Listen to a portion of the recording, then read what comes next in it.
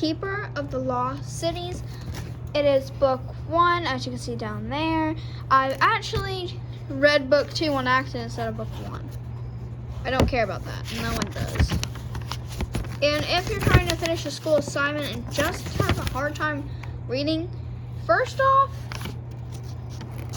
why are you having a hard time reading if you're reading this book?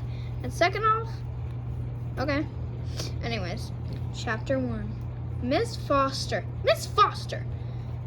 Mr. Sweeney's nasal voice cut through Sophie's blaring music as he yanked her earbuds out by the cord. Have you decided that you're too smart to pay attention to this information? Sophie forced her eyes open. She tried not to wince as the bright fluorescent reflected off the vivid blue walls of the museum, amplifying the throbbing headache she was hiding. No, Mr. Sweeney, she mumbled, shrinking under the glares of her now staring classmates. She pulled her shoulder-length blonde hair around her face, wishing she could hide beneath it. This was exactly the kind of attention she went out of her way to avoid. Why she wore dull clothes and lurked in the back, blocked by the other kids, who were at least a foot taller than her. It was the only way to survive as a 12-year-old high school senior. Then perhaps you can explain why you were listening to your iPod instead of following along?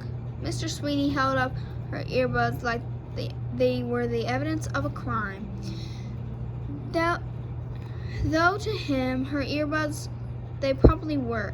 He dragged Sophie's class to the Natural History Museum in Balboa Park, assuming his students would be excited about the all-day field trip. He didn't seem to realize that unless the giant dinosaur replicas came to life and started eating people, no one cared.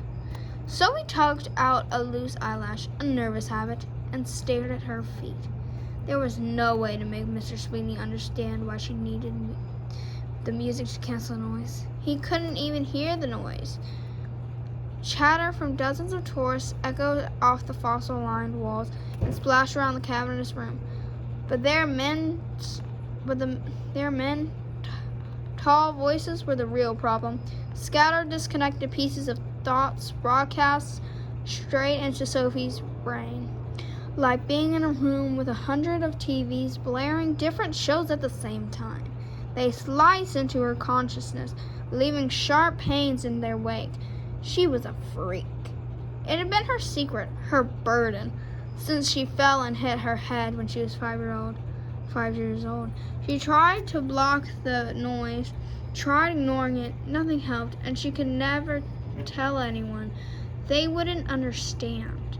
Since you decided you're above this lecture, why don't you give it? Mr. Sweeney asked. He pointed to the enormous orange dinosaur with a duck bill in the center of the room. Explain to the class how the Lambeosaurus differs from the other dinosaurs we've studied. Sophie repressed a sigh as her mind flashed to an image of the information card in front of the display. She glanced at it. When they entered the museum, and her photographic memory recorded every detail as she recited the facts, Mr. Sweeney's face twisted into a scowl, and she could hear her classmates' thoughts growing increasingly sour. They weren't exactly fans of their resident child prodigy. They called her Curve Buster. She finished her answer, and Mr. Sweeney grumbled something that sounded like know-it-all as he stalked off to the exhibit in the next room. Sophie didn't follow the thin wall separating the two rooms, didn't block the noise, but muffled it. She grabbed what relief she could. Nice job, super freak. Garwin Chang, a boy wearing a t-shirt that said, "Back off, I'm gonna fart," sneered as he shoved past her to join their classmates. Maybe they'll write another article about you, child prodigy. Teach his class about the Lambeosaurus. Garland was still bitter. Y'all have offered her a scholarship. His rejection letter had arrived a few weeks before.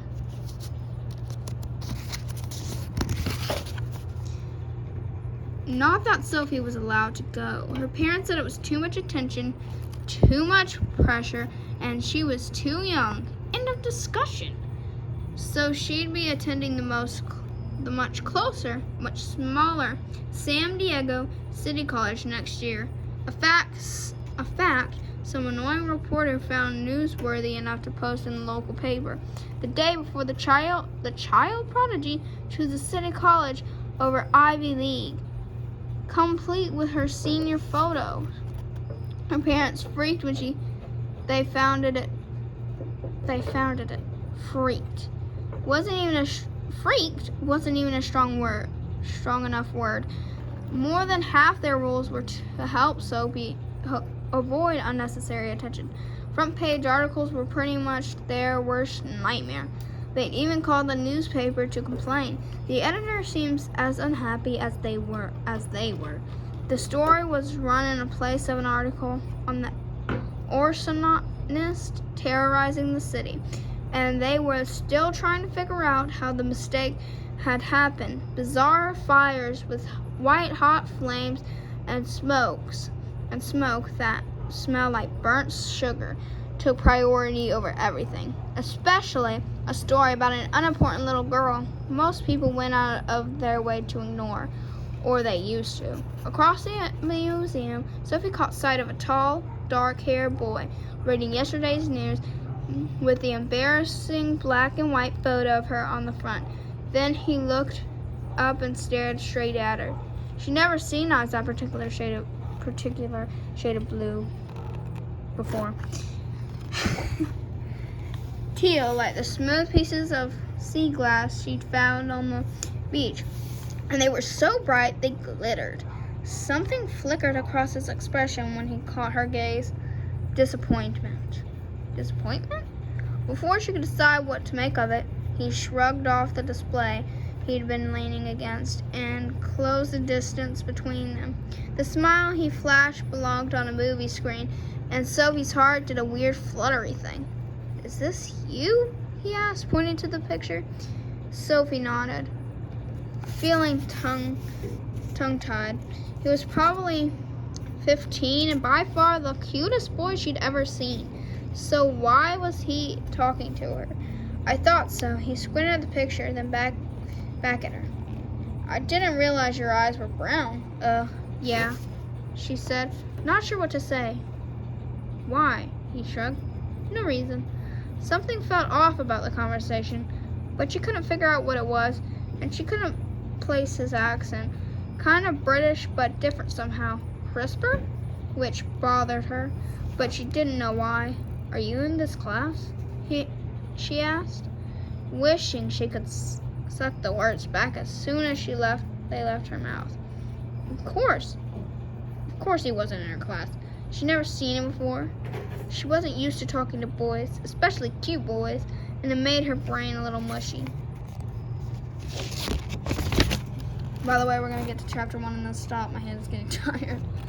His perfect smile returned as he told her, "No." Then he pointed to the hulking greenish figure they were standing in front of, an Albertosaurus in all its giant lizard cues glory, I guess. "Tell me something. Do you really think that's what they look like? A little absurd, isn't it?" "Not really," Sophie said, trying to see what he saw. It looked like a small T-Rex. Big mouth, sharp teeth, ridiculously short arms. Seemed fine to her. "Why? What do you think they look like?" He laughed. "Never mind.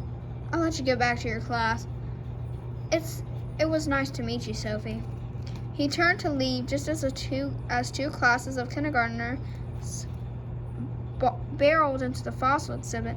The crushing wave of screaming voices was enough to knock Sophie back a step, but their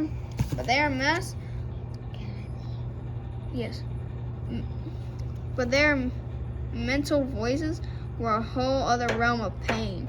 Kids thought they were stinging high-pitched needles, and so many at once was like an angry porcupine attacking her brain. Sophie closed her eyes as her hand started to her head, rubbing her temples to ease the stabbing in her skull. Then she remembered she wasn't alone. She glanced around to see if anyone noticed her and locked eyes with the boy. His hand bore at his forehead, and his face wore the same pained expression she imagined she'd had only a few seconds ago. "Did you just hear that?" he asked, his voice hushed. She felt the blood drain from her face. He couldn't mean it had to be screaming kids. They created plenty of racket on their own, shrieks and squeals and giggles, plus 60 or so individual voices scattered, chattering away. Voices?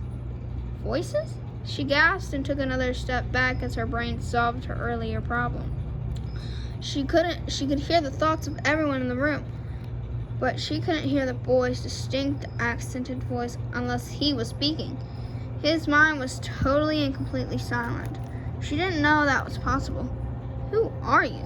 she whispered. His eyes widened. "You didn't you?" He moved close, leaning in to whisper, "Are you a telepath?" She flinched. The words made her skin itch, and her reaction gave her away. "You are! I can't believe it!" "You are! I can't believe it," he whispered. Sophie backed toward the exit. She wasn't about to reveal her secret to a total stranger. "It's okay," he said, holding out his hand as he moved closer, like she was some sort of wild animal he was trying to calm. "You don't have to be afraid. I want to." Sophie froze. My name's Fitz," he added, stepping closer. "Still Fitz." "Still Fitz?" What kind of name was Fitz? She studied his face, searching for some sign of that this was all part of a joke. "I'm not joking," he said, like he knew exactly what she was thinking. Maybe he did. She wobbled on her feet. She wobbled on her feet. She spent the past 7 years wishing she could find someone else like her, someone who could do what she could. Now that she found him, she felt like the world had tilted sideways. She grabbed her arms to steady her. "It's okay, Sophie. I'm here to help you. We've been looking for you for 12 years. 12 years? And what did you mean by we? Better question, what did he want with her?"